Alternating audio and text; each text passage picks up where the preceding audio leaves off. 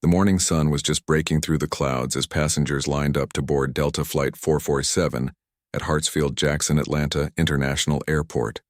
Among them stood a woman in her early 30s, checking her boarding pass one more time. She wore a crisp navy blazer over dark jeans, comfortable walking shoes, and carried a simple black leather briefcase. To everyone around her, she looked like any other business traveler heading to Dubai for work. Her name was Agent Maya Johnson, though the passport in her purse showed a different name entirely. For the past 3 years, she had worked as an undercover operative for the Central Intelligence Agency. Today's flight wasn't just another business trip. It was part of a carefully planned mission that had been months in the making. Maya adjusted her carry-on bag and moved forward with the line. She had trained for situations exactly like this. Act normal, blend in, don't draw attention, but always stay alert. The people she was tracking had a habit of using this exact flight route to move between the United States and the Middle East. Intelligence suggested they would be on this plane today, and her job was to observe and gather information without being detected. As she handed her boarding pass to the gate agent, Maya's eyes swept across the waiting area one more time. She had already memorized the faces of her targets from their photos. 2 men in expensive suits were seated near the business class boarding line. They looked relaxed, chatting casually, but Maya knew better. These weren't ordinary businessmen. "Have a wonderful flight," the gate agent said with a smile, handing back Maya's boarding pass. "Thank you," Maya replied, returning the smile as she walked down the jet bridge. The airplane was busy with the usual pre-flight activity. Passengers were finding their seats, stuffing bags into overhead compartments, and settling in for the long journey ahead. Maya made her way to seat 14B, right in the middle of the economy section. It wasn't the most comfortable spot, but it gave her a perfect view of the business class section where her targets were sitting. As she stored her briefcase in the overhead bin, Maya caught sight of the flight attendant working in her section. The woman appeared to be in her 40s with blonde hair pulled back in a neat bun and the kind of practiced smile that came from years of customer service. Her name tag read Rebecca Stevens. Maya settled into her seat and pulled out her phone to send a quick text message. To anyone watching, it would look like she was texting family or friends about her trip. In reality, she was confirming her position to her handler back in Virginia. The message was short and coded: "Package delivered. Weather looks good for the journey." Rebecca Stevens had been a flight attendant for Delta Airlines for over 12 years. She took pride in her work and had received multiple commendations for her attention to detail and dedication to passenger safety. Today felt like any other day as she went through her pre-flight routine, checking that passengers were seated properly and that all carry-on items were secured. But something caught her attention as she walked through the cabin. The woman in 14B was looking around the plane in a way that seemed different from other passengers. While most people were either reading, using their phones, or chatting with travel companions, this passenger appeared to be studying the other travelers. Rebecca noticed that the woman's eyes lingered on certain passengers longer than others. When the woman pulled out a small notebook and began writing something down, Rebecca felt a small alarm bell go off in her mind. In her years of flying, especially on international routes, she had been trained to watch for unusual behavior that might indicate a security threat. The woman seemed professional enough. Her clothes were nice and she carried herself with confidence. But there was something about her alertness that struck Rebecca as odd. Most passengers, especially on a long international flight, were more focused on getting comfortable or preparing to sleep. This woman seemed to be working. Maya, meanwhile, was doing exactly what she had been trained to do. She was making mental notes about the layout of the plane, identifying emergency exits, and keeping track of where her targets were seated. The 2 men in business class had ordered drinks and were looking at what appeared to be business documents. She needed to find a way to get closer to them without raising suspicion. She opened her notebook and began writing what would look like ordinary travel notes to anyone who might glance over. But each notation was actually intelligence information: the time the targets boarded, what they were wearing, who they spoke to, and where they were seated. All of this would be important for her final report. Rebecca found herself walking past seat 14B more often than necessary. Each time she passed, she noticed something new that bothered her. The woman asked detailed questions about the flight path when Rebecca offered her a beverage. She wanted to know about potential stops, weather delays, and even asked about the crew rotation schedule. "Is this your first time flying to Dubai?" Rebecca asked, trying to sound casual as she handed Maya a cup of coffee. "No, I travel there, fairly regularly for work," Maya replied. "I'm in financial consulting, so I have clients all over the region." The answer sounded reasonable enough, but Rebecca couldn't shake the feeling that something was off. The woman's questions seemed too specific, too focused on operational details that most passengers wouldn't care about. When Rebecca mentioned this to her colleague Janet during a quiet moment in the galley, Janet suggested she might be overthinking things. "You know how business travelers can be," Janet said. "They like to know every detail about their flights, makes them feel more in control." But Rebecca wasn't convinced. She had served thousands of business travelers over the years, and this felt different. There was something about the woman's alertness, the way she seemed to be constantly aware of her surroundings, that reminded Rebecca of security training videos she had watched about suspicious passenger behavior. Maya, completely unaware that she had become the subject of scrutiny, continued her observation work. During the safety demonstration, she noticed that her targets weren't paying attention to the flight attendant's instructions. Instead, they were having a quiet conversation that seemed intense. She wished she could get close enough to hear what they were saying, but from her current position it was impossible. The plane began to taxi toward the runway, and Maya felt the familiar mix of anticipation and focus that came with the start of a mission. Everything had gone smoothly so far. Her cover story was solid, her documentation was perfect, and her targets were exactly where intelligence had predicted they would be. As the engines roared to life and the plane lifted off from Atlanta, Maya settled back in her seat and closed her eyes for a moment. She had 8 hours ahead of her to gather as much information as possible about the two men in business class. 8 hours to potentially uncover information that could prevent dangerous weapons from reaching the wrong hands. She had no idea that just a few rows behind her, Rebecca Stevens was making notes of her own. Notes that would soon turn Maya from the observer into the observed, and set in motion a chain of events that would complicate everything Maya had worked so hard to achieve. 3 hours into the flight, the cabin had settled into the quiet rhythm of a long international journey. Most passengers were either sleeping, watching movies on their personal screens, or reading books. The lights had been dimmed to help people adjust to the time change they would face when landing in Dubai. Maya had been patient, waiting for the right moment to make her move. She needed to get closer to her targets without drawing attention to herself. The two men in business class had been quiet for the past hour, but she could see they were still awake, occasionally looking at documents and having whispered conversations. Her phone buzzed softly with an encrypted message. To anyone watching, it would look like a normal text from a friend or family member, but Maya knew better. She glanced around casually before reading the message. Her handler in Virginia was sending her updated intelligence about the men she was watching. The message was brief but important. Package contents confirmed. Delivery expected within 48 hours. Exercise extreme caution. Maya's heart rate increased slightly. This confirmed what she had suspected. The two men weren't just conducting normal business. They were involved in something much more serious, and whatever they were planning was supposed to happen soon after they landed in Dubai. She needed to get closer to them, but she also needed to respond to her handler. Maya typed a quick reply using the coded language they had practiced many times before. Weather conditions noted. Will monitor closely and report any changes.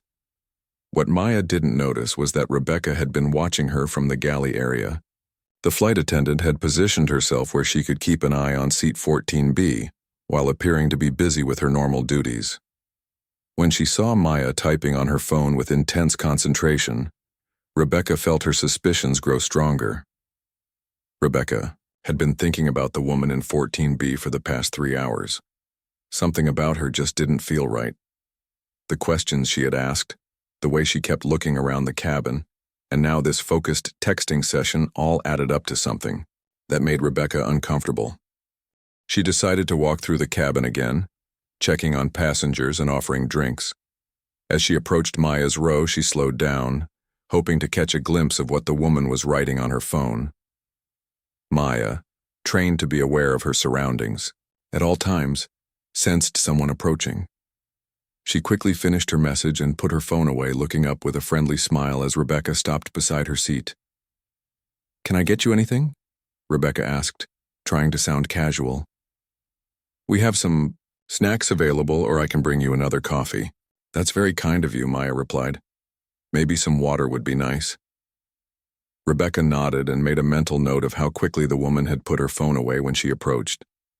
In her experience, passengers who were just texting friends or family didn't usually act so secretive about their messages.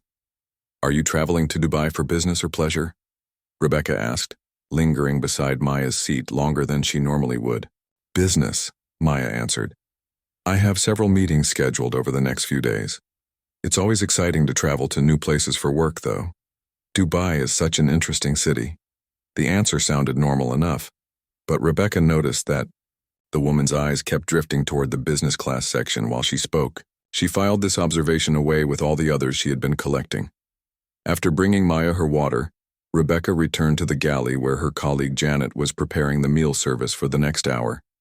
"I'm still worried about that passenger in 14B, Rebecca said quietly. "Something just doesn't feel right about her." Janet looked up from the meal cart she was organizing. "What specifically is bothering you?" She seemed polite enough when I spoke to her earlier. "It's hard to explain," Rebecca said. "She keeps watching other passengers, especially the ones in business class. And when I walked by just now, she was typing something on her phone that seemed really important.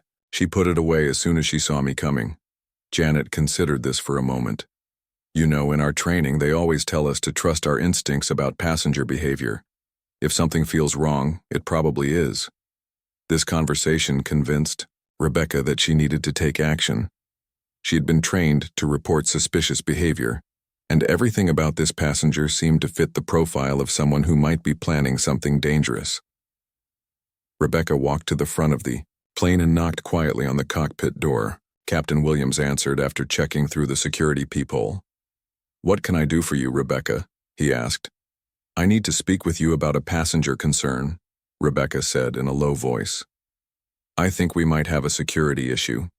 Captain Williams stepped out of the cockpit and closed the door behind him. He had been flying for 25 years and had dealt with his share of problem passengers. "Tell me what's going on." Rebecca explained her observations about Maya, being careful to include every detail she could remember: the constant watching of other passengers, the specific questions about the flight route, the secretive phone use, and the way the woman seemed to be taking notes about everything around her. "She's in seat 14B, Rebecca concluded. "I think she might be planning something or maybe coordinating with someone else on the ground." Captain Williams listened carefully to Rebecca's report. He knew that flight attendants were often the first line of defense when it came to identifying potential security threats. Their training specifically taught them to watch for passengers who showed unusual interest in aircraft operations or who seemed to be conducting surveillance. "Have you noticed her interacting with any other passengers?" he asked. "Not directly," Rebecca replied. "But she keeps looking at two men in business class, seats 3A and 3B. It could be nothing, but she seems very interested in what they're doing." This detail caught Captain Williams's attention. The idea that a potentially suspicious passenger was watching other specific passengers raised the possibility of a coordinated threat. He made a decision that would change the course of Maya's mission completely. "I want you to keep monitoring her behavior," he told Rebecca. "Don't make it obvious, but watch everything she does. If she gets up to use the bathroom or moves around the cabin, I want to know about it immediately." "Should I contact air traffic control?" Rebecca asked. "Not yet," Captain Williams said. "Let's gather more information first. But I want the whole crew to be aware of the situation. Brief them quietly during the next service rotation." Rebecca nodded and returned to her duties, feeling validated that the captain had taken her concerns seriously. She had no way of knowing that her well-intentioned vigilance was about to interfere with a legitimate national security operation. Meanwhile, Maya was growing increasingly aware that she was being watched. Her training had taught her to recognize when she was under surveillance, and the flight attendant's behavior was sending clear signals. The woman had walked past her seat more times than necessary, lingered during their conversations, and seemed to be paying unusual attention to her activities. This presented Maya with a serious problem. If the flight crew suspected her of something, it could compromise her entire mission. She needed to continue monitoring her targets, but she also needed to figure out why she had attracted unwanted attention. Maya decided to test her theory. She got up from her seat and walked toward the bathroom, moving slowly and casually.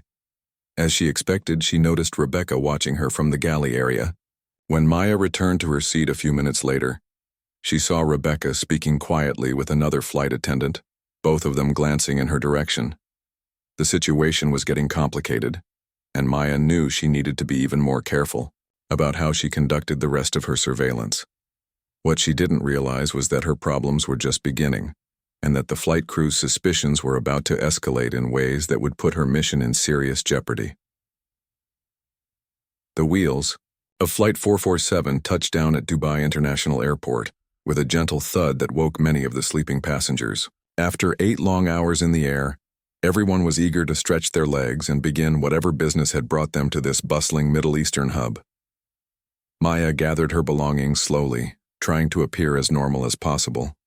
Throughout the last few hours of the flight, she had noticed the crew watching her more closely than before. Every time she moved, even just to stretch or visit the bathroom, at least one flight attendant seemed to be keeping track of her movements. She had managed to observe her targets for most of the journey. The 2 men in business class had spent considerable time reviewing documents and having quiet conversations that she couldn't overhear from her position. Just before landing, she had seen them exchange what looked like a small electronic device, though she couldn't tell exactly what it was from her seat.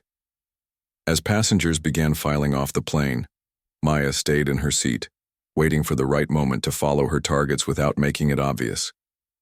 This was a delicate part of any surveillance operation. She needed to keep them in sight while maintaining enough distance to avoid detection. Rebecca, meanwhile, had spent the landing process in communication with the captain and the airport authorities. Following standard security protocols, she had discreetly contacted Dubai Airport Security about her concerns regarding the passenger in seat 14B. The conversation had been brief, but thorough. Rebecca explained her observations about Maya's behavior during the flight, including the constant surveillance of other passengers, the secretive phone communications, and the detailed questions about flight operations. She emphasized that while she had no concrete evidence of wrongdoing, her training had taught her to report anything that felt suspicious. Dubai International Airport Security took these reports seriously. As one of the world's busiest international airports, they had well-established procedures for dealing with potential security threats. Within minutes of Rebecca's call, a team was assembled to discreetly monitor and potentially detain the passenger in question. Maya had no idea that a security net was closing around her as she finally stood up to leave the aircraft. She smiled politely at Rebecca as she passed, thanking her for the pleasant flight service. Rebecca returned the smile, but inside she felt a mixture of relief and anxiety about what would happen next. The jetway leading from the aircraft to the terminal seemed longer than usual to Maya. She could see her targets ahead of her in the crowd of deplaning passengers, moving confidently toward the immigration area. They seemed relaxed and unhurried, which suggested they had no idea they were being watched. As Maya entered the main terminal, she was struck by the familiar buzz of activity at Dubai International. Travelers from dozens of countries moved through, the space speaking different languages and heading to various gates for connecting flights. The diversity of the crowd would normally make surveillance work easier, as she could blend in more easily. But something felt wrong. Maya's training had taught her to trust her instincts, and right now those instincts were telling her that she was being watched by more than just the airline crew. She paused at a coffee shop, pretending to study the menu while actually scanning the area around her. That's when she spotted them. 3 men in plain clothes positioned at different points around the immigration area.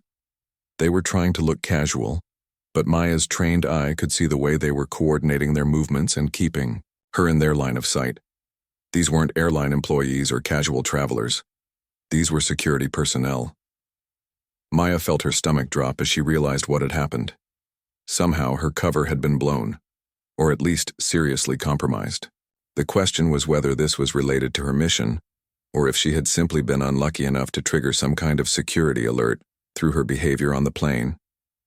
She looked toward the immigration lines and saw her targets moving through the process without any apparent problems. They were about to disappear into the crowd beyond the security checkpoint, and if she was detained now, she would lose them completely. Weeks of intelligence work and planning would be wasted. Maya made a quick decision. She would try to proceed, normally through immigration, and see what happened. If she was going to be detained, it would probably happen at the passport control station anyway. She joined the line for non-UAE passport holders and waited, keeping her targets in sight as long as possible. The immigration officer who checked her passport was polite and efficient. He stamped her entry visa and waved her through without any indication that there was a problem. For a moment, Maya thought she might have been imagining the surveillance. Maybe the men she had noticed were just regular airport security doing routine patrols. But as she walked toward the baggage claim area, Maya realized that her problems were just beginning.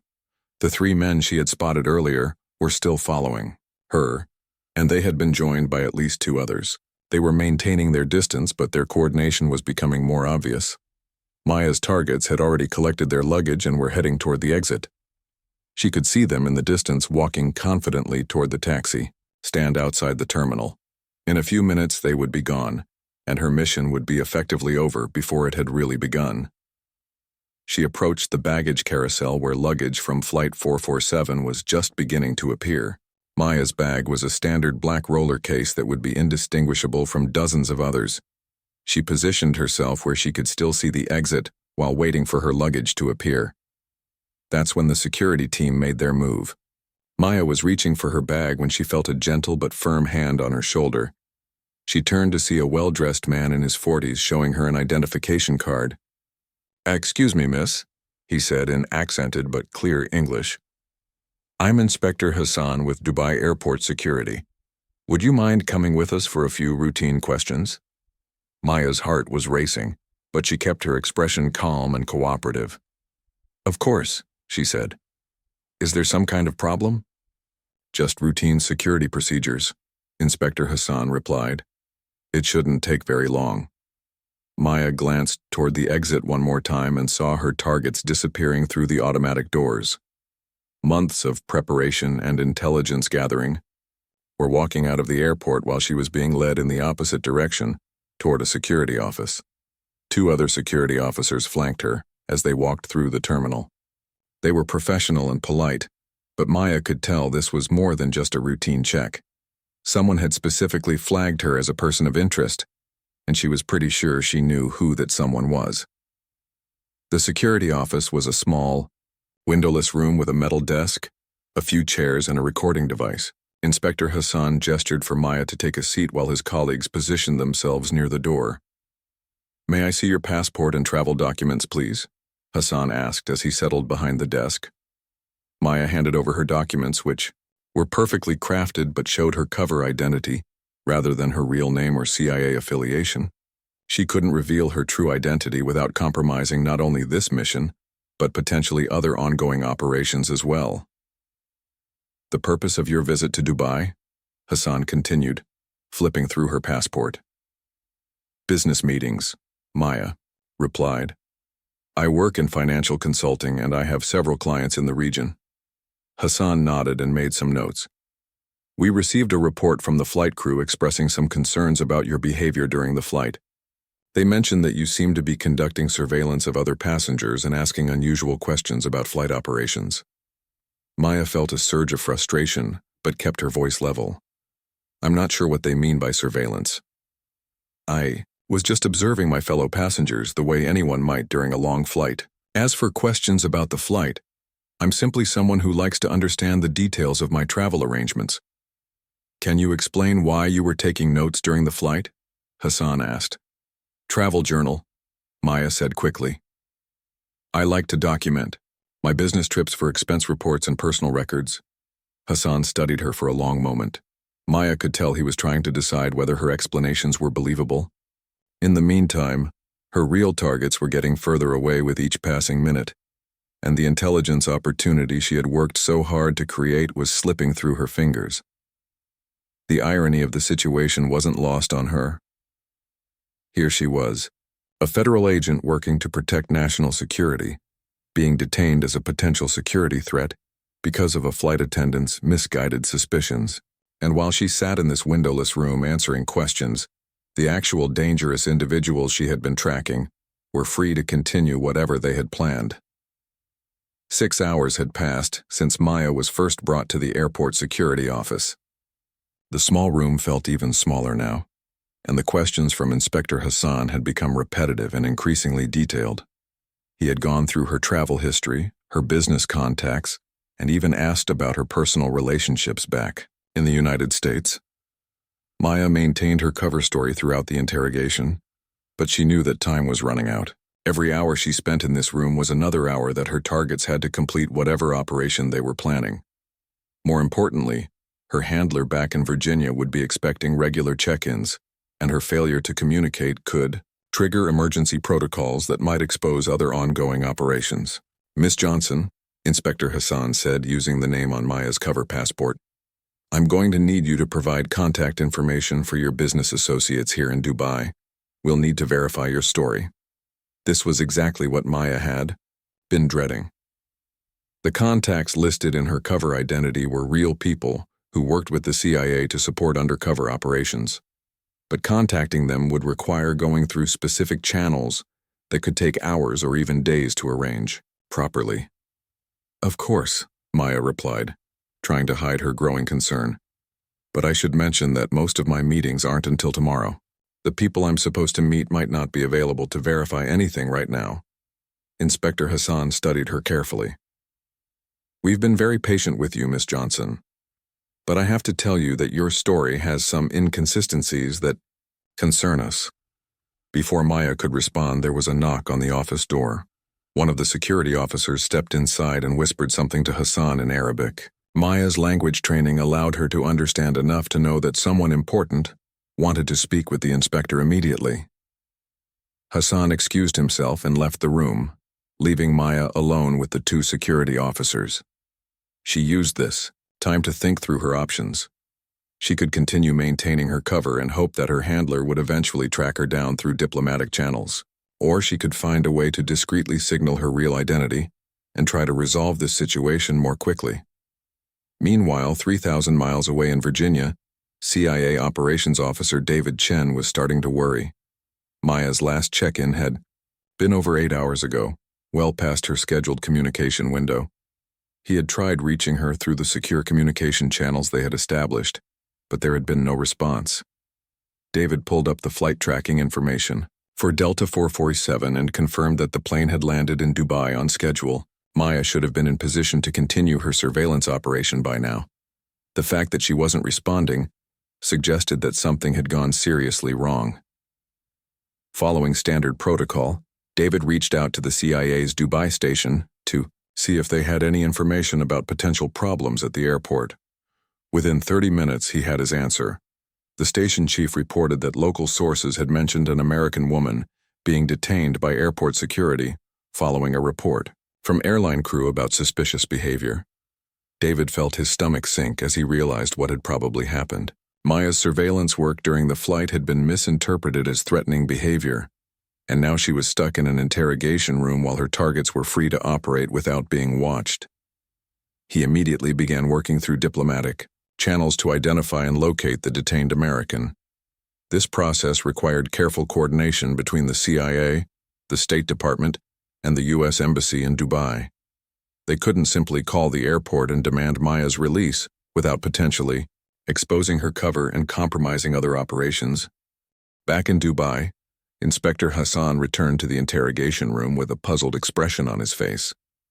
He had just received a call from his supervisor, who had in turn been contacted by someone from the Dubai government's liaison office with American diplomatic officials. "Miss Johnson," Hassan said as he sat back down, "it seems that there may have been some kind of misunderstanding about your status here in Dubai." Maya felt a surge of relief, but tried not to show it. "I'm sorry. I don't understand what you mean.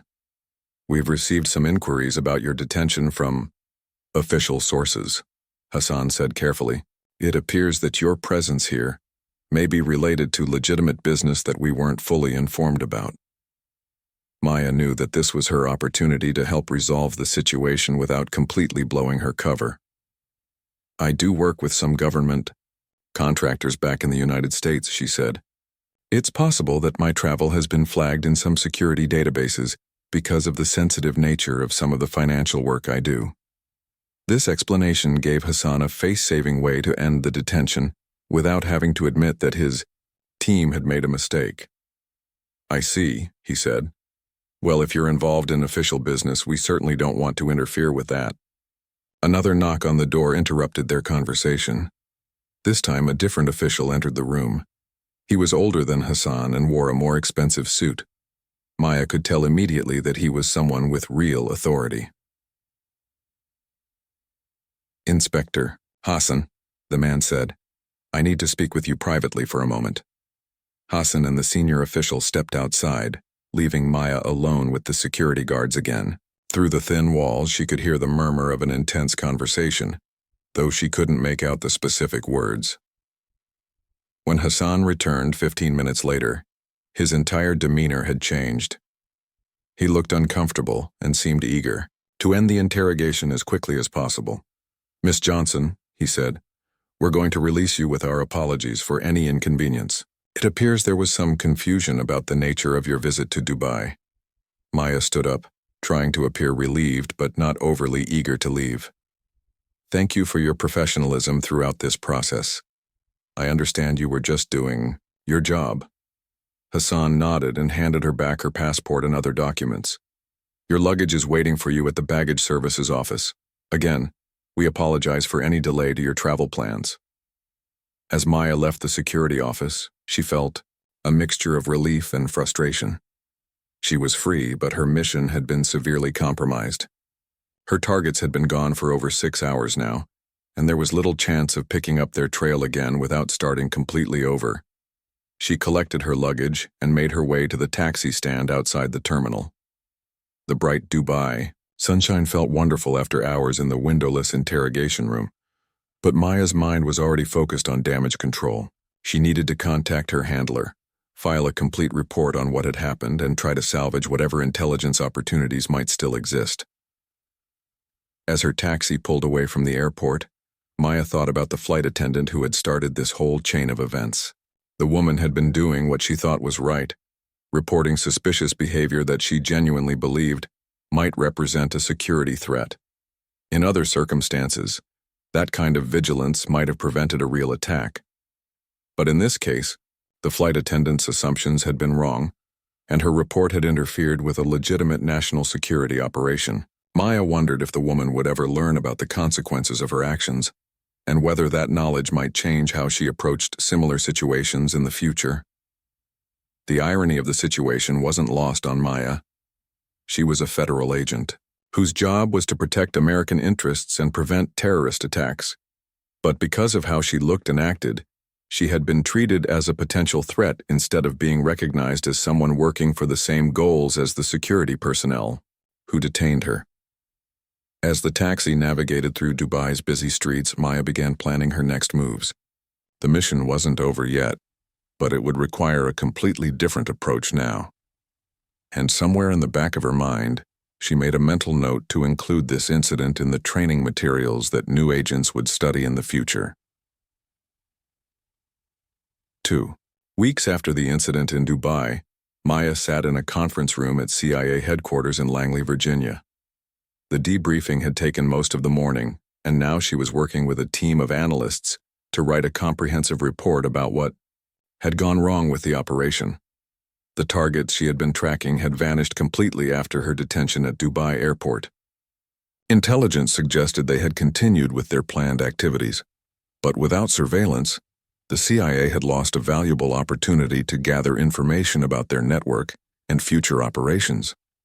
It was a setback that would take months to recover from. The interesting thing about this case, said Dr. Patricia Williams, a behavioral analyst who specialized in bias training, is how unconscious assumptions can interfere with legitimate security work. Your flight attendant wasn't trying to cause problems. She genuinely believed she was protecting people. Maya nodded thoughtfully. I've been thinking about that a lot. In her position, watching a passenger take notes and ask detailed questions about flight operations, I might have been suspicious too. The problem was that she didn't consider other explanations for what she was seeing. Dr. Williams pulled out a folder filled with similar case studies. This happens more often than people realize. We've documented dozens of incidents where law, enforcement, or security personnel have interfered with undercover operations because the agent didn't fit their expectations of what a federal operative should look like. The conversation was interrupted by a knock on the conference room door. Maya's supervisor, Deputy Director Robert Chen, entered with a serious expression on his face. Maya, we just received some interesting information from Delta Airlines, he said. They've reached out through official channels to discuss the incident on Flight 447. Apparently they want to use this as a learning opportunity for their staff training programs. Maya was surprised. They know what really happened? Not the specifics of your mission, obviously, Chen replied. But they've been informed that their crew's report interfered with a legitimate federal operation. The flight attendant involved has requested a meeting to discuss what she could have done differently. 3 days later, Maya found herself in an unusual situation. She was sitting across from Rebecca Stevens in a conference room at Delta Airlines, Atlanta headquarters.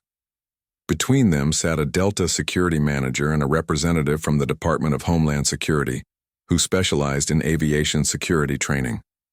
Rebecca looked uncomfortable and nervous. She had spent the past 2 weeks wondering about the passenger from Flight 447, especially after her supervisor had informed her that there had been complications related to her security report. I want to start by saying that I don't blame you for what happened, Maya said, speaking carefully since she couldn't reveal specific details about her work. You were doing what you thought was right based on your training and experience. Rebecca shifted in her chair. But I was wrong, wasn't I?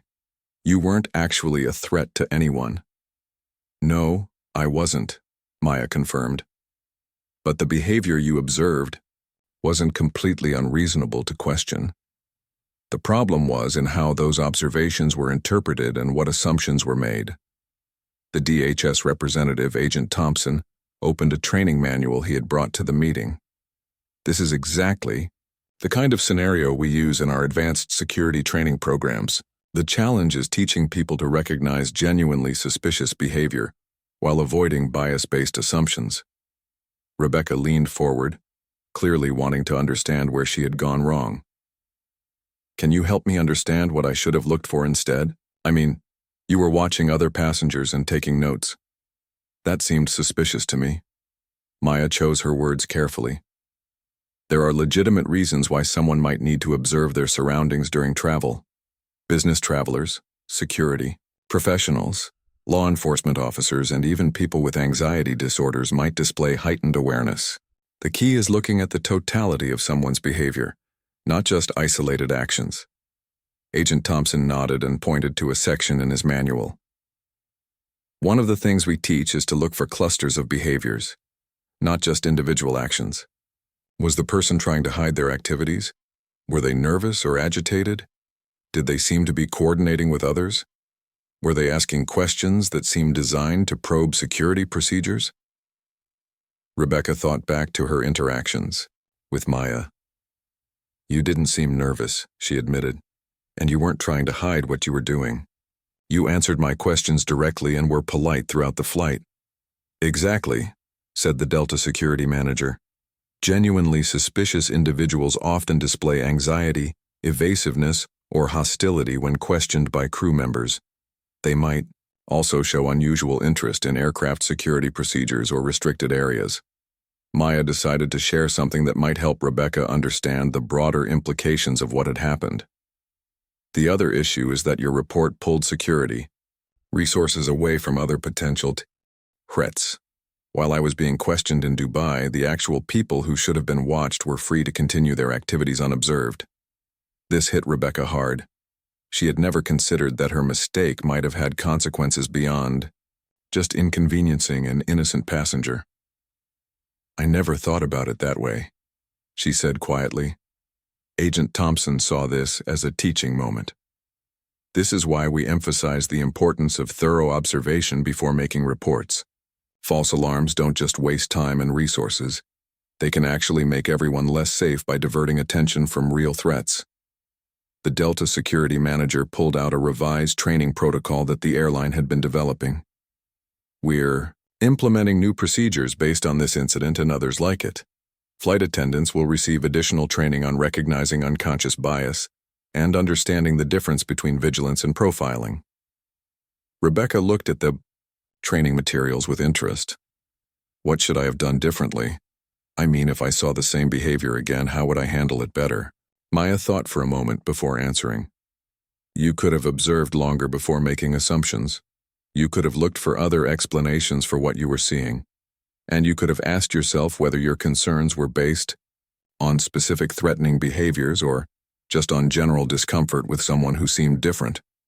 Dr. Williams, who had joined the meeting via video conference, added her perspective. Research shows that people are more likely to perceive threat in individuals who don't match their mental image of what a normal traveler should look like. This can include factors like race, gender, age, dress, or behavior that falls outside expected norms. Rebecca nodded slowly. I think I understand now. I was focused on the fact that you didn't behave like most of the business travelers I've served over the years, but that doesn't automatically mean you were dangerous. Right, Maya said. And the irony is that people who are actually planning to cause harm usually try very hard to blend in and avoid attracting attention. They study normal passenger behavior and work to mimic it exactly. The meeting continued for another hour, with all participants contributing to a case study that would be used in future training programs. By the end, Rebecca felt like she had gained valuable insights that would help her be more effective in her security role without falling into the trap of bias-based assumptions. As they prepared to leave, Rebecca approached Maya privately. I want to apologize again for what happened. I know you can't tell me exactly what kind of work you do, but I realize now that my actions probably made your job much harder. Maya appreciated Rebecca's sincerity. Your willingness to learn from this experience is what matters most. The goal isn't to stop being vigilant about security. It's to be smarter about how we apply that vigilance.